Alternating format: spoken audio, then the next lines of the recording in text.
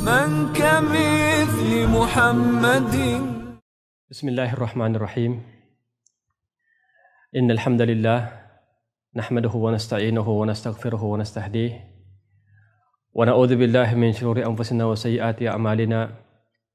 من يهده الله فلا مضل له ومن يضلل فلا هادي له. وأشهد أن لا إله إلا الله وحده لا شريك له وأشهد أن محمدا عبده ورسوله صلى الله عليه وعلى آله وصحبه ومن سار على نهجه إلى يوم الدين. السلام عليكم ورحمة الله وبركاته. Andito naman po tayo mga taga-subaybay sa ating pagbibigayan ng kaalaman ng patungkol sa ating relihiyong Islam. Kami po ay humihiling sa Allah subhanahu wa ta'ala na kung anuman ang ating may bigay na kaalaman dito o masasabi na kaalaman patungkol sa Islam ay mapapabilang sa mga ating ginagawa na maidadagdag sa timbang ng ating mga kabutihang ginagawa na siyang matatanggap natin sa araw ng paghukom. Kapapansin-pansin mga taga-subaybay sa mga panahon na ito at makikita sa buong mundo, kahit saan ka man pupunta ng sulok ng mundo, kung meron pa ditong mga komunidad na Muslim, mapapansin na ang mga Muslim ngayon ay makikita na dumarating sa kanila ang isang pagsubok, na ang pagsubok na ito ay naging dahilan upang sila ay napapunta doon sa pinakamababang kalagayan. Isa nang makikita natin na parang matatawag nating pangyayari ngayon, o di kaya ang tinatawag na current issue, ay itong ginagawa o di kaya ay pambabastos, pang-iinsulto, pangungutya, panunuya sa ating sugo na si Propeta Muhammad sallallahu alaihi wasallam. Kung susuriin nating mabuti ang ating mga sarili, kung ba't nangyari ito, maging ako man, o ikaw, o siya, makikita natin na ang dahilan nito ay ang pagiging o di kaya nangyari sa atin na napakalayo sa batas ng Allah, ito ay ang Quran, at ang sunnah ng Prophet Muhammad sallallahu alaihi wasallam. At kung babalikan natin suriin ito muli, ito hindi nakapagtataka. Dahil nasabi na ito ni Propeta Muhammad sallallahu alaihi wasallam at naging totoo ang kanyang sinabi sa atin nung sabihin niya sa hadith ni Thawban radiyallahu anhu, kanyang sinabi, "Yushikul umamu an tada alaykum kama tada al-akalatu ila qas'atiha." Faqala qailun, "Wa min qillatin nahnu yawma idin?" Qal, "Bal antum kathir, walakinnakum gutha ka gutha'is sayl.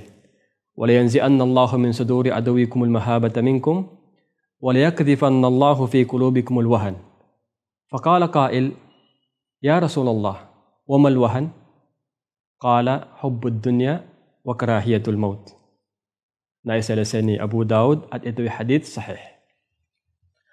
Ang kahulugan nito na sinasabi natin, naging makatotohanan ang propesiya ni Propeta Muhammad sallallahu alaihi wasallam sa atin. Sinabi niya, darating ang panahon na ang gagawin ng mga ibang mga komunidad na ito'y walang pananampalataya, darating na parang aagawin kayo o di kaya kukunin sa inyo ang inyong mga pagmamay-ari. Tulad ng pag-aagaw o di kaya pagkukuha ng mga kumakain na bawat isa ay kumukuha doon sa nilalagyan ng kanyang pagkain. Ganun ang parang sinabi ni Propeta Muhammad sallallahu alaihi wasallam na mangyari sa atin. Isang sabi niya, dahil ba doon sa tayo'y kokonti lamang ang mga mananampalataya, ang mga Muslim? Sabi ng Prophet Muhammad sallallahu alaihi wasallam, hindi. Bagkus kayo ay napakarami. Subalit kayo ay bula. Alam niyo yung bula? Yung bula ng sabon o di kaya bula na makikita sa tubig na marami nga, pero pag Kahit hangin lang, ihip ng hangin lang, wala na dahil walang lakas. So sabi niya, kayo'y parang bula na nasa agos. At papawiin ng Allah subhanahu wa ta'ala ang takot ng inyong mga kalaban mula sa kanilang puso at ibabato sa inyong mga puso, ilalagay sa ating mga puso ng mga Muslim ang tinatawag na wahan. Ang katagang wahan ay ibig sabihin kahinaan. Pero may nagtanong, sabi niya, Ya Rasulullah, wamal wahan? Ano bang tinatawag na wahan? Sabi ng Prophet Muhammad sallallahu alaihi wasallam, hubbud dunya wa karahiyatul maut. Ang sobrang pagkagusto sa makamundong bagay na ito. Yun ang wahan. Ang sobrang pagkagusto sa bagay na makamundo at ang hindi pagtanggap o di kaya pagsang-ayaw sa tinatawag na kamatayan. Yun ang dahilan. Kaya makikita natin kung paano dumating ang Ummah Islamiyya, itong sambayan ng Muslim, sa amang kaning inabot ngayon na masyadong mababa na. Isa pang hadith na nagmula kay Abdullah ibn Umar radiyallahu anhuma, قال سمعت رسول الله صلى الله عليه وسلم يقول إذا تبايعتم بالعينة وأخذتم أذناب البقر ورضيتم بالزر وتركتم الجهاد سلط الله عليكم ذلا لا ينزئه حتى ترجعوا إلى دينكم. أخرجه أبو داود والحديث صحيح. Sinabi ni Abdullah bin Umar, naway kalugdan siya ng Allah subhanahu wa ta'ala, narinig ko ang sugo ng Allah sallallahu alaihi wasallam kaniyang sinabi, kapag kayo ay nakipagbentahan na o di kaya gumagawa na ng uring tinatawag na bay'ul ina.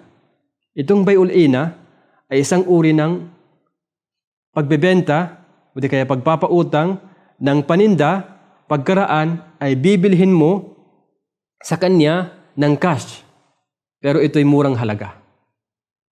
Ang pagbebenta o di kaya pagpapautang ng paninda, kahit anong bagay, pagkaraan, bibilhin mo mula sa pinautangan mo ng cash sa murang halaga lamang. O di kaya mura doon sa unang pinagkasunduan yun na pagpapautang. Ito ang bay'ul ina. Sabi na, idha tabayatum bil ina wa akhadtum adnab al bakar wa raditum bil zar wa taraktumul jihad. Kapag kayo nagbentahan o di kaya gumagawa na ng pagpapautang ng ayon dito sa nabanggit natin at panghawakan nyo na ang buntot ng baka, ito ibig sabihin ang pag-araro o di kaya ang pagsasaka. At nagustuhan nyo na ang tinatawag na pananim sa lupa at iniiwanan nyo na ang tinatawag na jihad, ang pagkipaglaban sa landas ng Allah subhanahu wa ta'ala, ano ang mangyari sa inyo? Sallatallahu alaykum dhullan, la yanzi'uhu hatta tarji'u ila dinikum. Ilalagyan ng Allah subhanahu wa ta'ala sa inyo ang kalagayan na kayo ay mapupunta doon sa mababang katayuan. Dhullan. At hindi niya ito papawiin mula sa inyo, maliban lamang kung kayo ay babalik sa inyong relihiyon. Ang dalawang hadith na ito, kung isusukat natin sa panahon natin ngayon, ay tamang-tama. O di kaya kitang-kita. Subalit ganun pa man, ay hindi ibig sabihin na tayo ay tatahimik na lang. Tayo dito ay kahit na ganito ang nangyari sa atin at ganito na ang nangyari sa Ummah Islamiyya, ay magbibigay pa rin ng mga kaalaman patungkol sa Islam. At bawat isa, kinakailangan gagawa siya ng mga bagay na ito'y makikita niya na pagtatanggol sa kanyang relihiyon at pagtatanggol sa ating sugo na si Propeta Muhammad sallallahu alaihi wasallam laban sa mga ginagawa ng mga walang pananampalataya at mga kaaway ng Islam, upang sa ganon magkakaroon sila ng kaalaman tungo sa ating propeta na si Muhammad sallallahu alaihi wasallam sa pamamagitan ng lahat ng bagay sa ating makakaya.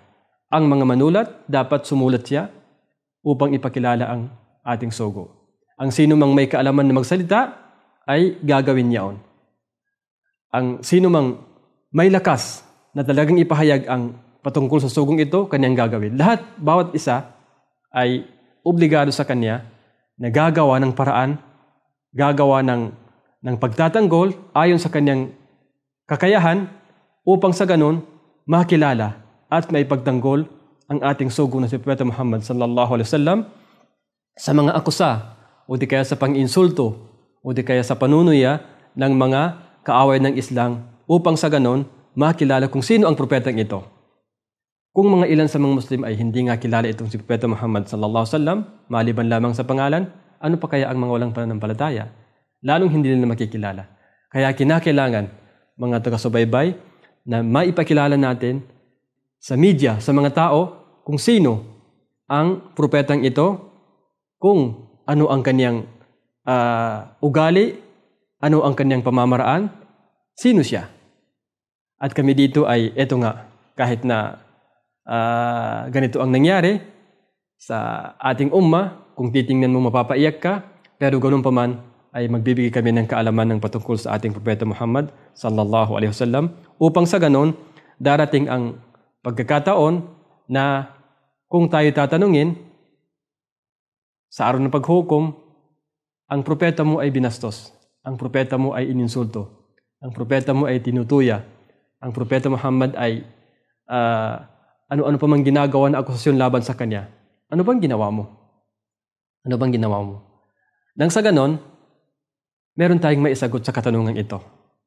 Meron tayong maisagot sa katanungan ito at dapat malaman na ito'y isa sa asal, ibig sabihin pundasyon na kinakailangan malaman ng tao dahil isa ito sa itatanong sa ating libingan pagkaraang tayo may libing sa ating mga libingan. Isa ito sa itatanong ng Allah subhanahu wa ta'ala o di kaya itatanong ng dalawang anghel na ano bang masasabi mo patungkol sa lalaking yaon, ang Propeta Muhammad sallallahu alaihi wasallam. Kaya dahil dito kami ay magbibigay ng kaalaman sa ating propeta na si Muhammad sallallahu alaihi wasallam upang sa ganun magkakaroon kayo ng kaalaman. Muhammadur Rasulullah, ang kahulugan nito o di kaya ang katagang Ashhadu anna Muhammadan Rasulullah, ang ipinapahiwatig ng syahadang ito at obligado bang malaman natin ang ating sugo na si Propeta Muhammad sallallahu alaihi wasallam at pagbibigay ng kahit na maikling talambuhay lamang niya ang kanyang mga ugali at mga iba pang mga paksa na kinakailangan matalakay upang sa ganoon magkaroon tayo ng kaalaman sa ating sugo na si Propeta Muhammad sallallahu alaihi wasallam. Sa ating pagbibigay ng kaalaman dito, dito ko po tatapusin hanggang sa susunod na episode. Assalamualaikum warahmatullahi wabarakatuh. Rahmatan lil alamin man kamithli Muhammadin. Bismillahirrahmanirrahim. Dito pa rin po tayo mga taga-subaybay sa ating pagbibigay ng kaalaman ng patungkol sa ating relihiyong Islam at napili po natin ang paksang patungkol sa ating Propeta Muhammad sallallahu alaihi wasallam. Binanggit natin ang dahilan kanina sa unang episode, ang dahilan ng kung bakit umabot sa ganitong katayuan ngayon, kalagayan ngayon ang Umma Islamiyah, ang sambayan ng Muslim. At binanggit natin ang dahilan nito ay ang ating pagiging malayo, ating kalayuan mula sa batas ng Allah, ang Quran at ang sunnah ng Prophet Muhammad sallallahu alaihi wasallam. Sinabi nga natin na sa mga panahon na ito, isa sa ginawa ng mga kalaban o di kaya mga kaaway ng Islam ay ang pang-insulto sa ating Propeta Muhammad sallallahu alaihi wasallam. Ang ginagawa nilang ito ay hindi nakapagtataka dahil nangyari din noong unang panahon.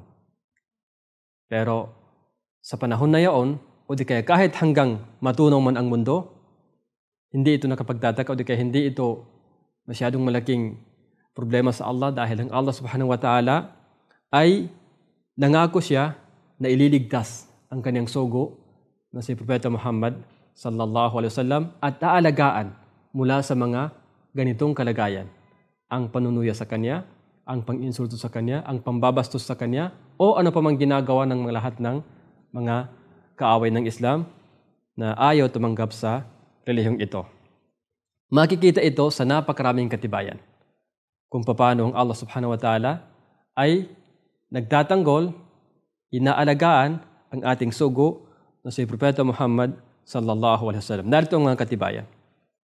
Unang talata ay mababasa na nagsasabing wa idh yamkuru bikal ladina kafaru liyuthbituka aw yaqtuluka aw yukhrijuk وَيَمْكُرُونَ وَيَمْكُرُ اللَّهُ وَاللَّهُ خَيْرُ الْمَاكِرِينَ.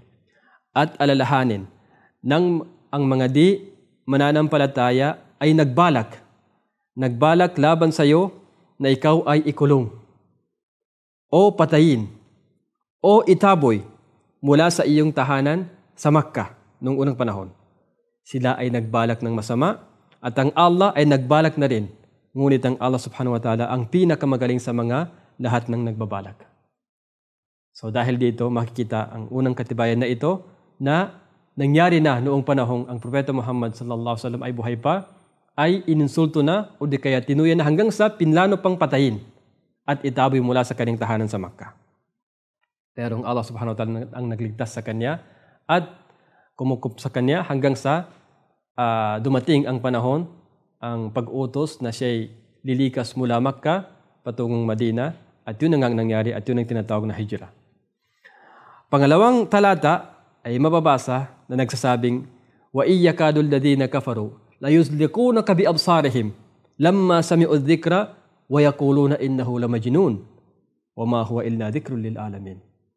At halos maitumba ka sa iyong kinatatayuan, sa iyong kinaroroonan, o Muhammad, ng mga walang pananampalataya.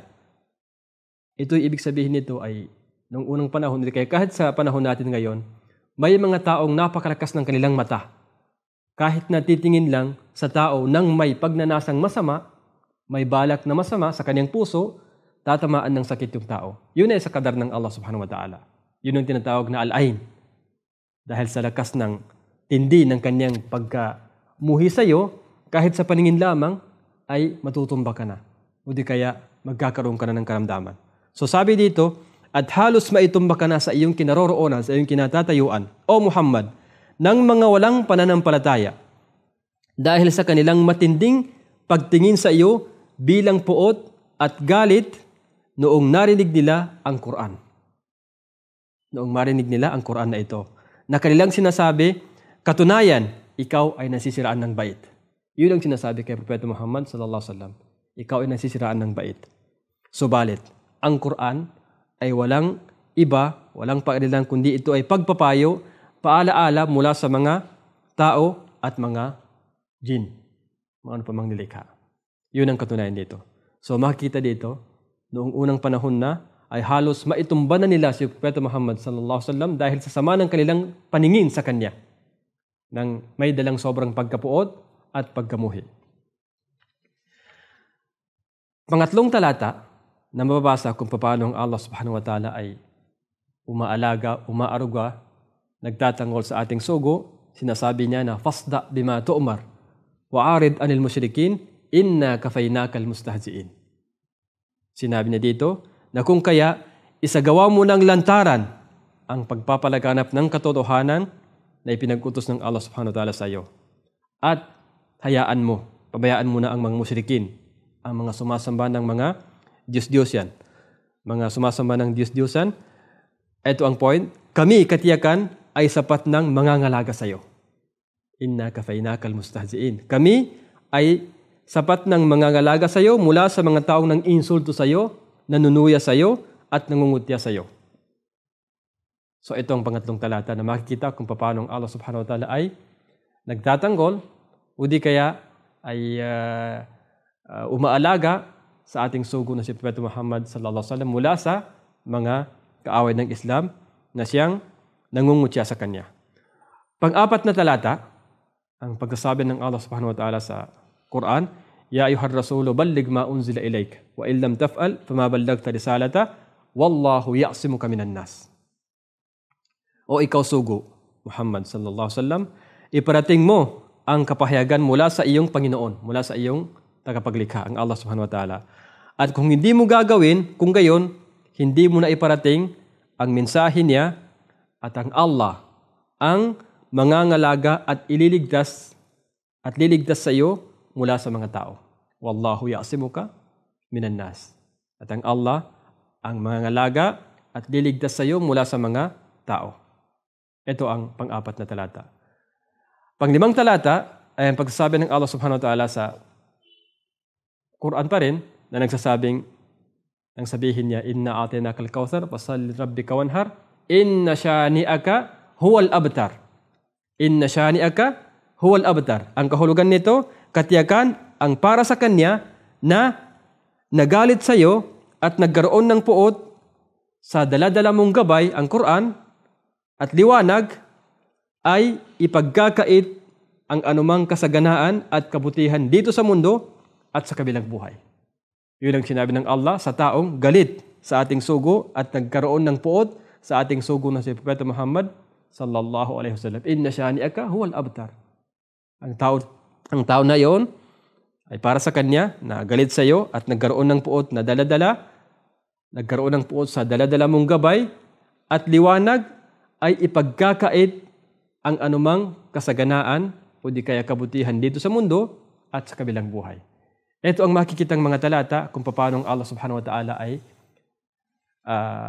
nagtatanggol at umaaruga at naging katulong ng Allah subhanahu wa ta'ala laban sa mga taong nangungutya, nang-iinsulto, nanunuya sa kanya nung siya ay buhay pa. Sa mga salaysay naman na nabanggit sa hadith o di kaya sa mga siyar, kung paano makikita ang Allah subhanahu wa ta'ala ay inaalagaan mabuti at ipinagtatanggol ang ating sugo na si Propeta Muhammad sallallahu alaihi wasallam. Isang salaysay, subalit ito'y medyo may kahabaan, pero gagawin na natin kahit maikli lamang, na naisalaysay ni Ibn Sa'ad sa kanyang aklat na At-Tabaqatul Kubra. Dito makikita kung paano ang Allah subhanahu wa ta'ala ay inaalagaan ang kanyang sugo na si Propeta Muhammad sallallahu alaihi wasallam. Sabi niya, isang araw, lumabas ang Propeta Muhammad sallallahu alaihi wasallam sa araw ng Sabado. At siya ay nagdasal sa Masjid Quba, doon ito sa Madina. Makikita ito doon sa Madina, isang masjid na tinatawag na Quba. Kasama niya ang ilan sa kanyang mga sahaba na nagbumula sa Muhajirin, mga taga-Makkah, at mga Ansar, mga mananampalatayang nasa Madina. Pagkaraan, pumunta siya sa isang angkan ng mga Hudyo na kilala sa angkan ng Banu Nadir. Banu Nadir. Kaya kinausap sila upang tulungan siya na magbigay ng tinatawag na diya.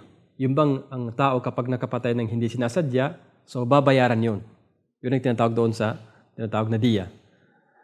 Na tutulungan siya na magbigay ng diya sa mga taong napatay ng isang sahaba na kilala sa si Amr bin Umayyah al-Damri, napatay niya. Ano ang sinagot sa kanya ng mga Hudyo? Sabi nila, oo, tutulungan ka namin. Abul Qasim. Abul Qasim ang palayaw ng ating sugo na si Propeta Muhammad sallallahu alaihi wasallam. Sabi nila, o Abul Qasim, tutulungan ka namin. Kaya sila'y nakipag-usap ng sila lamang, ang mga Hudyo, habang ang Propeta Muhammad ay naghihintay kasamang kanyang mga sahaba. Anong kanilang sinasabi, itong mga Hudyo? Isa sa kanila, na nagngangalang si Amr bin Jihas bin Ka'ab ibn Basil an-Nadri, sabi niya, aakyat tayo doon sa bahay kung saan ando doon ang Propeta Muhammad at babagsakan natin siya ng malaking bato. Nang sa ganon, pag mawala, pag namatay, tapos ng ating kalaban na itong umaangkin na alam din nila na sugo. Sabi ng isa sa kanila na si Salam ibn Mishkam, huwag niyong gagawin.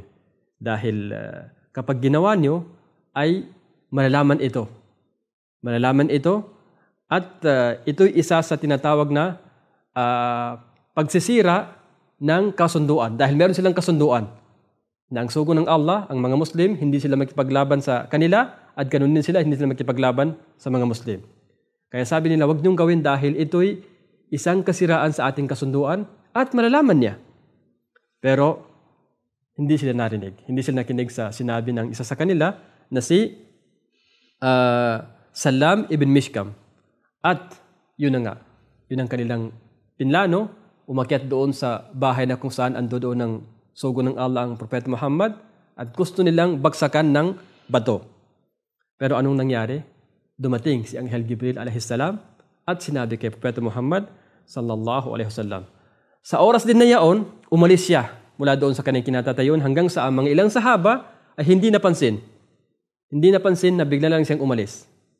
umalis siya. Pero hinabol siya ng kanyang mga sahaba hanggang sa kanilang sinabi, "O sugo ng Allah, tumayo ka, bigla ka na lang umalis, hindi namin nalaman. Ano bang nangyari?" Sabi niya, "Nagplano sa akin ang mga Hudyo na ganito-ganito. Babagsakan daw ako ng bato, malaking bato mula sa ating kinatatayuan. Kaya sinabi sa akin ng Allah subhanahu wa ta'ala, kaya yun ang ginawa ko." So pagkaraan nito, ipinadala ng Propeta Muhammad sallallahu alaihi wasallam si Muhammad bin Maslama upang sa ganon ay sirain nga ang kanilang tipan, ang kanilang kasunduan na hindi sila makipaglaban sa kanila at hindi makipaglaban ang mga Hudyo sa kanila. So nasira ang kanilang kasunduan doon. Masyadong mahabang kwento, pero yun na nga. Dahil sa pag-alaga ng Allah subhanahu wa ta'ala sa kanya, ay ipinaalam sa kanya na may mga plano ang mga Hudyo, ang mga Banu Nadir, na siya ibabagsakan ng bato, kaya nailigtas siya. Kaya yun ang nangyari. Pangalawang salaysay na nangyari sa kanya ay ng isang babaeng Hudyo rin, sa panahon ng makonquer ang Khaybar, ay nagbigay sa Propeta Muhammad sallallahu alaihi wasallam ng kinatay na tupa at nilagyan ito ng lason. Kaya ang nangyari sa kanya, ang sugo ng Allah, sabi niya, "Ipunin niyo sa akin dito ang lahat ng mga Hudyo dahil meron akong itatanong sa kanila." Isa sa kanyang itinanong, sabi niya, "Kayo ba ay naglagay ng lason dito sa kinakain namin na tupang inyong kinatay na binigay sa amin?" Sabi nila, "Oo." Sabi niya, bakit niyo ginagawa ito?"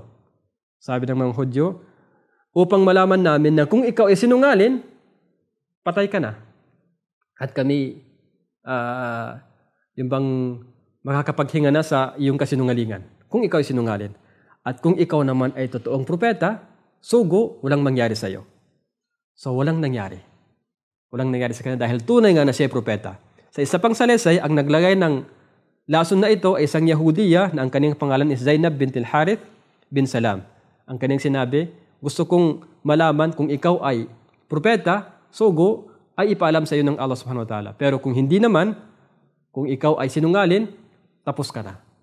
So dahil sa pagtatanggol nga ng Allah subhanahu wa ta'ala, ay walang nangyari sa kanya at iniligtas mula sa kapahamakan.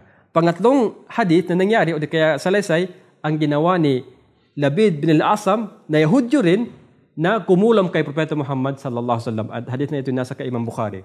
Pero wala rin nangyari sa kanya. Wala rin nangyari sa kanya. Kaya makikita dito sa ilang mga katibayan dito kung paano Allah subhanahu wa ta'ala nagtatanggol o di kaya lumiligtas kaya sa ating sugo na si Propeta Muhammad sallallahu alaihi wasallam. Kaya wala akong masabi sa mga taong gumagawa ng anumang panunuya o di kaya anumang bagay na siyang nakakasakit sa ating sugo dahil ligtas na siya. Ang sasabihin ko lamang sa kanila ay ang kasabihan ng isang poet na sabi niya, "Kanati sakratin yawman liyuhinuha falam yudirha wa auhara asahul wa'alo." Para kayong sumusungay ng isang malaking bato. So walang mangyayari, maaw kayo sa inyong sungay. Dahil walang mangyari sa kanya, kayo ang masasaktang lamang. Dito ko tatapusin ang ating episode na ito. Assalamualaikum warahmatullahi wabarakatuh.